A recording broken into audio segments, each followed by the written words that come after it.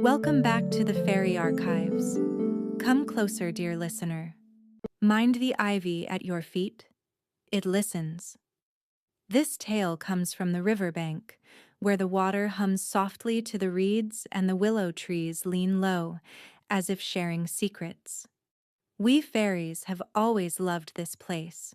We drift above the lily pads, tuck ourselves into lantern light, and watch the small, earnest lives unfolding below. Here is where Mole first left his underground home, where Rat learned that friendship is the truest kind of adventure, where Badger kept the old ways alive, and where Toad, well, where Toad learned his lessons the hard way. Settle in. The river is calm tonight, and the story is ready to be told. Mole had been cleaning all morning, sweeping, dusting, digging, until, quite suddenly, he realized he had had enough. Something tugged at him, a feeling he could not name, and before he knew it, he was scrambling upward through soft earth until sunlight spilled across his whiskers. Oh, how the world opened. Grass waved in greeting, flowers nodded politely, and the river sang. I hovered nearby as Mole stood blinking, his small heart racing with wonder. He had lived so long underground, never knowing how wide the sky truly was. That was when he met Rat. Rat was easy and welcoming, with laughter in his voice and warmth in his eyes. He offered Mole friendship as naturally as breathing and invited him onto the river.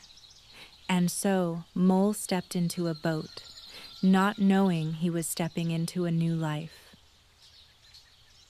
The river did not rush Mole. It did not demand anything of him at all. Each day it simply was, flowing softly, reflecting the sky, carrying leaves and light alike. Mole learned quickly that this was its greatest lesson. Rat showed him how mornings began with gentle rituals. Tea brewed just so, bread broken carefully, boats untied without hurry. They drifted beneath arching branches where willow leaves brushed the water like fingers testing the temperature. From above, I watched Mole's shoulders relax. His eyes softened. The tightness he had carried underground slowly loosened. Here, there was no need to prove oneself. Rat spoke of the seasons as if they were old friends, how the river swelled in spring, shimmered in summer, and grew thoughtful as autumn approached. And Mole listened, not just with his ears, but with his heart. This was the kind of happiness that did not shout. It settled. Yet even in peace, the river carried whispers. News travels quickly along water, and soon the reeds were buzzing with tales of Toad, his motor cars, his noise, his reckless joy.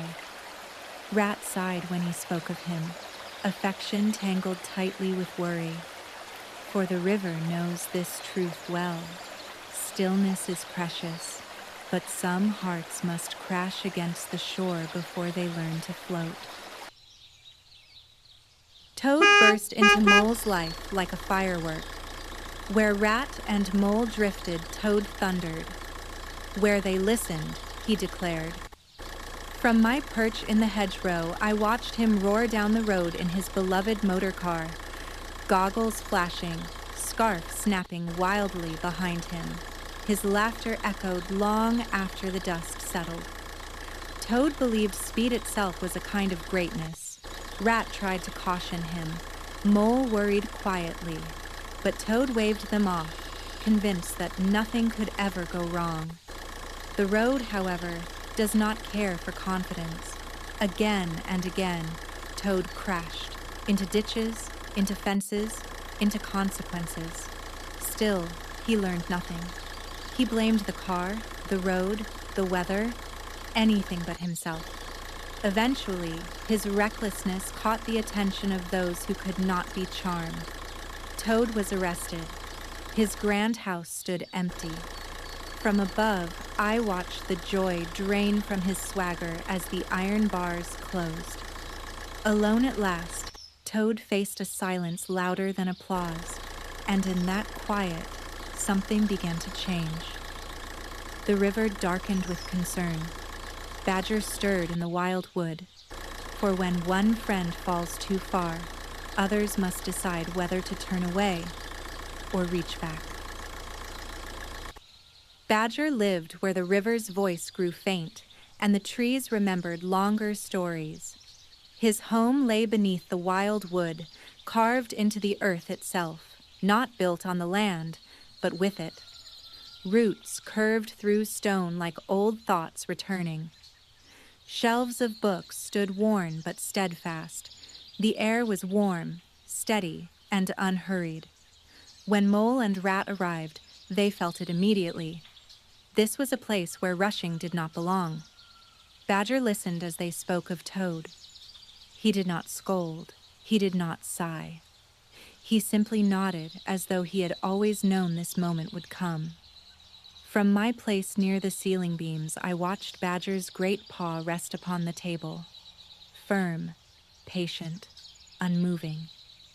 He spoke slowly, choosing his words the way one chooses stones for a foundation. "Toad is not wicked," he said at last, "but he is careless with the gifts he has been given." Badger believed deeply in responsibility, not as punishment, but as balance. A home, he explained, was more than walls and windows. It was a promise. And Toad Hall, in Toad's absence, had been overrun by creatures who cared nothing for that promise. Still, Badger did not wish to abandon Toad. "No one learns alone," he said. Plans were drawn, careful ones, not dramatic, not reckless. Plans shaped by patience and purpose. As the lantern light flickered, I felt the wild wood lean closer, listening. When wisdom is spoken aloud, the world pays attention. And somewhere, far away, Toad felt the first true ache of understanding. Toad returned not as a hero, but as someone who had finally grown tired of running. His escape from prison was not glorious. It was desperate, exhausting, and humbling. Gone were the boasts. Gone were the grand speeches. When he reached his friends, his voice faltered, not from fear, but from shame. He spoke of cold nights, of loneliness, of the terrible realization that applause fades quickly when no one truly knows you. From the hedgerows, I watched Rat listen without interrupting. Mole stood close, offering quiet presence. Badger's eyes, stern as ever, softened just slightly. The reclaiming of Toad Hall took time. They did not storm it. They did not shout. They planned, waited, and worked together. Each step forward required trust. And for Toad, that was the hardest lesson of all. He had always wanted to lead, never to follow. But now, he learned how to listen. When the hall was finally restored, Toad stood in the great entryway, sunlight filtering through familiar windows. He did not cheer. He did not boast. He simply breathed. "This is home," he said quietly, and I nearly lost it. That night, by the fire, Toad thanked his friends, truly thanked them, for believing in him when he had not earned it. And the walls of Toad Hall, long neglected, seemed to sigh with relief. The river welcomed them back, as though they had never left. At sunset, they gathered along the bank, lanterns glowing softly, cups warming small paws. The water reflected the sky's amber light, carrying it gently downstream. The air was filled with the soft hum of evening, insects settling, reeds whispering, fairies weaving faint trails of gold between cattails and willow leaves. They spoke of what had changed. Mole spoke of courage, how stepping into the unknown had led him home in a way he never expected. Rat spoke of contentment, of learning that joy does not need novelty to remain alive. Badger listened more than he spoke, satisfied that balance had been restored. And Toad, dear Toad, spoke last. He admitted that stillness frightened him sometimes, that the desire for excitement had not vanished, but that now he understood the cost of chasing it without care. I want to keep what matters, he said. The river flowed on, unbothered, eternal. From above, I watched them sit in companionable silence. No need for applause, no need for speed, just presence. This was not the end of adventure. It was the beginning of wisdom. And so, dear listener, this is what the secret garden teaches us. That kindness is a form of magic, that attention can heal what neglect has broken, and that when we care for something, or someone, we often grow alongside them. Gardens, like hearts, only need patience, belief, and love to bloom again. We fairies are still watching, you know, waiting for the next locked door, and the next child brave enough to open it. Until then, tend your own small corners of the world. They are listening.